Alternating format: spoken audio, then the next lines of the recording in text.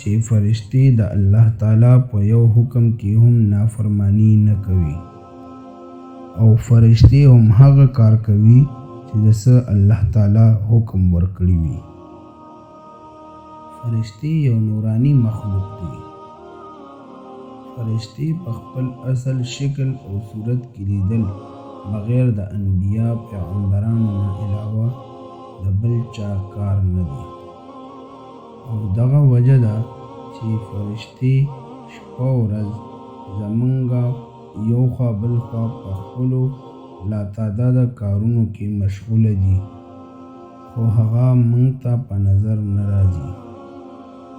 که چېرې هغې انساني شکل اختیار کو نو بیا د فرشتو لیدل ممکن دي.